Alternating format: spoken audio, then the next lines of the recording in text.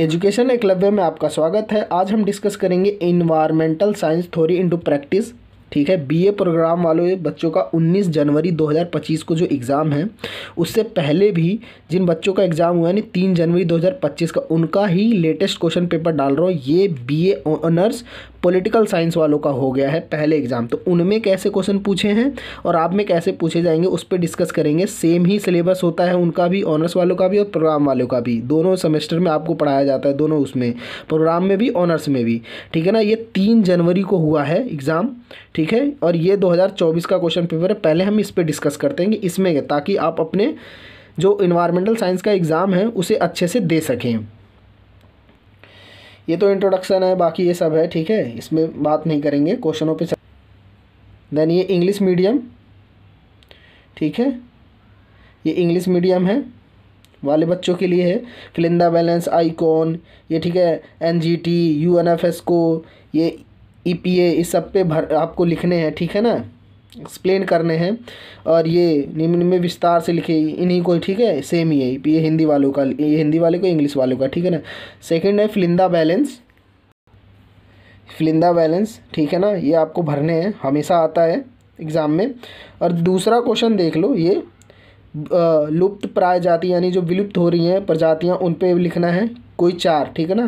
Carbon पद चिन्ह क्या होता है, अम्लीय वर्षा कैसे होती है, ठीक है, केमिकल वाली, उस पर डिस्कस करना है, आपको लिखने हैं। देखना इनमें से कई क्वेश्चन रिपीट भी होंगे। ठीक है, इसमें देखिए मॉन्ट्रियल प्रोटोकॉल क्या होता है, पवित्र उपवन क्या होते हैं, ये तीसरा आप डिस्कस कर लेते हो। इसमें से कोई 2 लिखने हैं आपको। ठीक है, कोई एनी 2। भारतीय संदर्भ में जो कृषि पर जल परिवर्तन होता है ना, तो कृषि पे क्या प्रभाव पड़ता है, उसका क्या परिणाम होता है, वो लिखना है। ये देखिए दूसरा इसी में है, जैव विविधता के विभिन्न स्त्रोत और उनके मुख्य विशेषताओं की व्याख्या कीजिए। पर्यावरण संरक्षण में विभिन्न सांस्कृतिक प्रथाओं की भूमिका पर चर्चा कीजिए। जो यानी पर्यावरण हो, उसको कैसे संरक्षित संस्कृति करती है। ठीक है ना, उस पर। चौथा क्वेश्चन देख लो, भारत में हुए पर्यावरण आंदोलन का प्रकाश डालिए, साथ ही पर्यावरण आंदोलन से जुड़े आर्थिक और पहचान संबंधी मुद्दों पर चर्चा कीजिए। ठीक है, ये देखिए, देश के जल विद्युत ऊर्जा उत्पादन, 5वां है, ये 20 सेक्शन शुरू हुए, उत्पादन आंकड़ों पर विचार करें। ठीक है, ये देश के नाम, कंट्री के नाम दे रहे, एनर्जी कितनी ग्रेड की है उन्होंने, ऊर्जा उत्पादन कितना किया, उस पर ये क्वेश्चन पूछे गए हैं। ठीक है, उस पर ये वाले क्वेश्चन पूछे गए हैं, यानी प्रति देश प्रतिशत जल विद्युत ऊर्जा उत्पादन दर्शाते हुए दिए गए डेटा का एक पाई चार्ट तैयार करना है। ठीक है, इनका पाई चार्ट तो आप बना ही लोगे।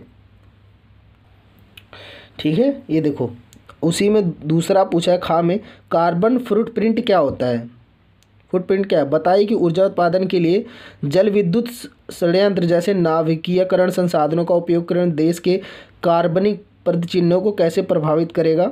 ये 3rd सेमेस्टर वीडियो है। दिए गए डेटा को 2 श्रेणियों में वर्गीकृत कर देने, 2 भागों में बांटना है आपको। विकसित और विकासशील देशों में जल विद्युत ऊर्जा उत्पादन के परिणामिक रुझान पर टिप्पणी लिखना है। ठीक है, 2 पार्ट में डिवाइड करके डाटा।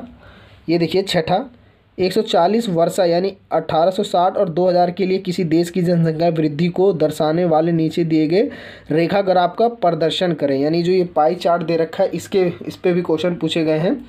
इन्होंने डाटा दे दिया है। ठीक है, बाकायदा डाटा दे रखा है, इसके हिसाब से आपको लिखने हैं आंसर अपने। ठीक है, ये देखो, देश की जनसंख्या वृद्धि के लिए बिंदु 1930 से 40 के लिए जनसंख्या वृद्धि की गणना करें। ठीक है ना, वो पाई चार्ट देख के आपको करना है। किसी देश की जनसंख्या वृद्धि के लिए जन्म दर और मृत्यु दर क्या दर्शाती है। ठीक है ना, उस पर डिस्कस करना है। दशकों, ठीक है, 1950 और 80 के दौरान देखी गई जनसंख्या वृद्धि में गिरावट पर टिप्पणी करें, इसके कुछ संभावित कारण बताएं।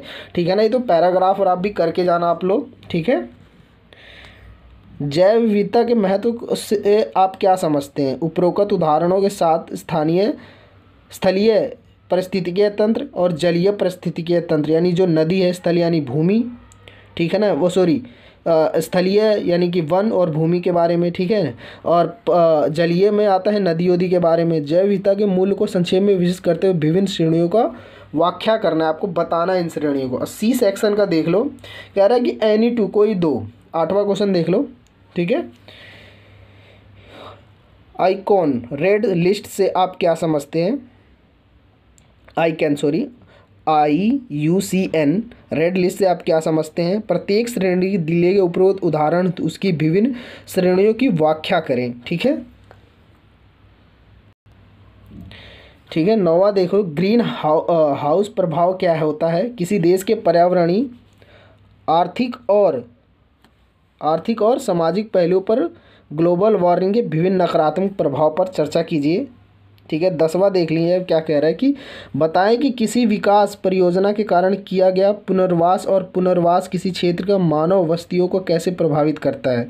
यानी जो लोग एक जगह रह के दूसरी जगह चले जाते हैं तो उस पर क्या होता है, दूसरी जगह जाएंगे तो पेड़ पौधे काट के नया घर बनाएंगे तो पर्यावरण पे। ठीक है, इन प्रतिकूल प्रभावों को कम करने के लिए और उपयुक्त प्रबंध प्रदान करने के लिए कुछ संशोधित सुझाव बताने हैं। ठीक है, संसाधन सुझाता है, मतलब कुछ ऐसा बताना है आपको जिससे इन्हें रोका जा सकता है, स्थायी किया जा सकता है। ठीक है, आपका कमेंट अगर आप करते हैं तो ये 2024 का भी क्वेश्चन पेपर डिस्कस कर दूंगा।